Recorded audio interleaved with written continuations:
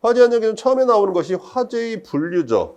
우리가 이제 A, P, C 또는 이제 K라고 해서 각각 소화기의 표시 방법을 가지고 일반 또는 유류 또는 전기 또는 이제 주방 화재 이렇게 부릅니다.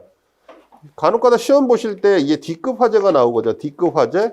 그죠? D급 화재는 KS 기준이죠. 한국 산업표준을 기준에서는 여기에 화재의 분류가 들어 있는데, 그죠? 저희가 하고 있는 것은 국가 화재 안전 기준에서는 D급이 없습니다. 그래서 이제 이 네 가지. 그러니까 분류법은 나라마다 좀 틀리다라고 보시면 될 것 같고요. 이게 이제 시험으로 보면 그냥 기본적인 용어죠. 그리고 이제 우리가 지금 처음 하고 있는 거, 얘가 지금 차지하고 있는 포션은 소방시설. 그죠? 소방시설에서 여러 가지가 있지만 뭐죠? 소화, 설비. 다시 내려오면 뭐죠? NFS 101, 즉 소화, 기구 및 자동 소화 장치. 이게 소화죠, 소화. 불을 끌 수 있는 최초, 가장 소규모의 기구 장치를 이야기합니다. 이게 나중에 이제 여기에서 사용하는 것이 뭐죠? 소화, 약재. 그죠? 물론 이제 소화기구라고 하는 것이 세 가지죠. 그죠?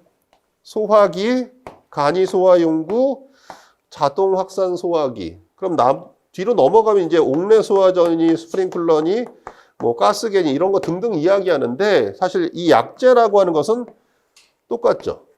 소화기구를 이야기하나 소방시설을 이야기하나 소화설비를 이야기하나 똑같은 겁니다. 이 소화약재라고 하는 게 이제 적응성을 가지고 적응성이다라고 하는 것은 어떠한 화재를 기준으로 해서 우리가 불을 끌 수 있다라고 하는 것을 이야기하는 거고요. 소화약재는 이제 소화약재 형식승인 및 제품검사 기술기준에서 이게 소화설비로서 가장 기본이 되는 거죠. 여기에 기본적인 용어가 이 화재의 분류입니다. 이거 자체는 의미가 없죠. 이 소화약재라고 하는 것을 가지고 우리가 검증하기 위해서 이런 타이틀, 목표가 필요하다라고 보시면 될 것 같아요. 이걸 이제 화재 안전 기준에서 이렇게 정의를 하고 있는 거죠.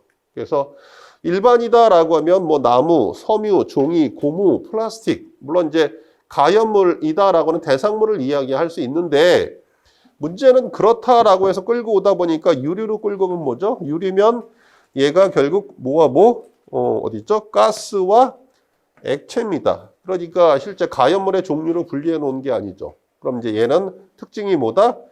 즉, 재가 남는 화재를 우리가 일반 화재라고 규정해 놓은 거고, 그 다음에 재가 남지 않는 화재를 우리가 유류 화재로 구분해 놓은 거다. 이렇게 보시면 될 것 같습니다. 또 이제 전기 화재는 흐르고 있는 전기죠. 그러니까 변압기를 기준으로 한다라고 해도, 그죠? 이게 전신주에 달려서 변압 22,900V 받아서 380V로 수용가 집에 공급하면 이 변압기에서 화재, 전봇대 예전에 달려 있었던 거죠. 부웅 하고 소리 나는 거. 여기서 화재 나면 이게 C급 화재. 변압기 공장에서 화재 나면 뭐? 그때는 A급 화재인 거죠. 틀립니다. 그죠?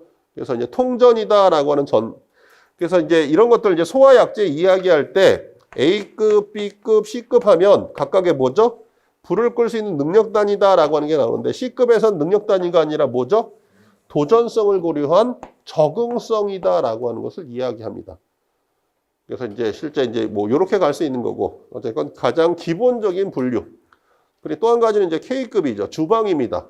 그러니까 종류로 따지면 동식물류니까 제4류 위험물이죠. 그러니까 위험물에 해당될 수 있어. 그런데 우리가 집에서 쓰는 뭐 식용유 이런 것들을 위험물로 보긴 애매하죠.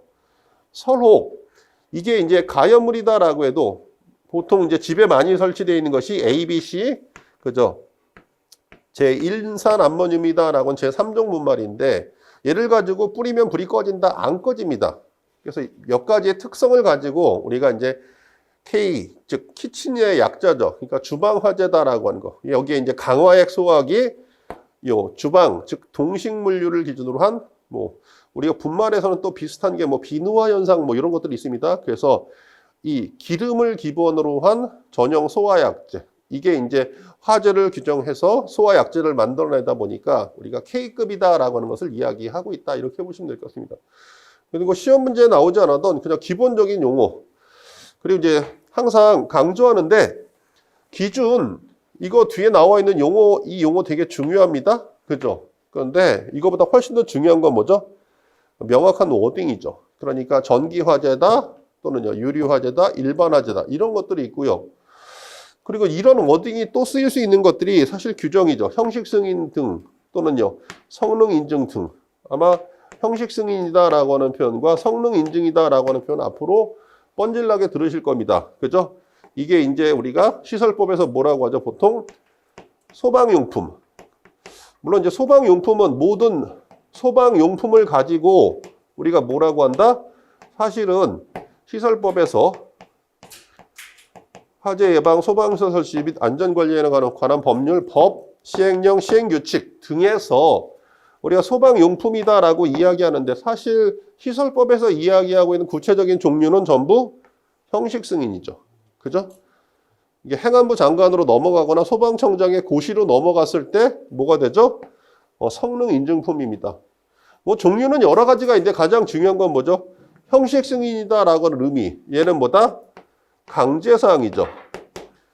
즉 감지기와 중계기, 수신기 이런 것들은 형식 승인으로 규정되어 있습니다. 즉 형식 승인을 받아야 될 물품을 가지고 형식 승인을 받지 않고 판매, 전시, 시공하면요 처벌받습니다. 그죠? 얘는 그런 강제사항의 것을 이야기하고요. 성능 인증은 그것보다는 상대적으로 자유롭죠. 강제사항이 아니라 자율입니다. 다만 화재안전 기준 등에서 신축 이음 등의 어떤 스프링클러 배관에서 신축 이음은 성능 인증거 받은 거 써. 이렇게 되면 그것 자체가 강제사항입니다. 그죠? 그래서 이렇게 규정하고 있는 것들이다라고 하는 거 참고해서 정리해 주시면 될 것 같고요. 그래서 이제 내가 공부를 하는 데 있어서 방법 중에 한 가지 기본적인 용어 정리입니다. 예를 들어서 이제 물분무에 보시면 물분무 헤드, 그죠? 헤드의 종류가 있습니다. 그래서 이제 얘는 물분무 헤드의 경우는 어디 들어있냐라고 하면 소방용, 소화용 헤드의 성능 인증 및 제품 검사 기술 규준에 있고요. 그러면 거기에 D, 선, 슬, 충, 분 이렇게 해서 디플렉터형, 선회류형, 슬릿형, 충돌형, 분사형 5가지의 헤드가 규정되어 있거든요.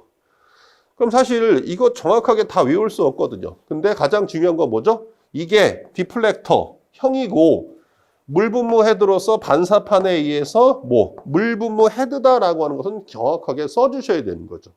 그러니까 용어는 명확하게 써줘야 되는 거야. 뒤에 세부적인 기준. 그러니까 저는 이제 이거 자체 문장을 외우라고 하는 것보다는 사실 기준과 그러니까 첫 번째는 명확한 용어이고 두 번째는 명확한 기준이다라고 하는 것만 써주시면, 그죠? 여러분들 서술적으로 쓰는 데는 전혀 문제가 없어. 그러니까 나머지 글자가 틀리는 걸 가지고 평가가 된다 안 된다? 평가 못 합니다. 할 수 없는 영역이야. 그래서 실제 여러분들 공부하실 때도 이런 점 몇 가지 주의를 해주시기를 부탁을 드린다라고 보시면 될 것 같고요.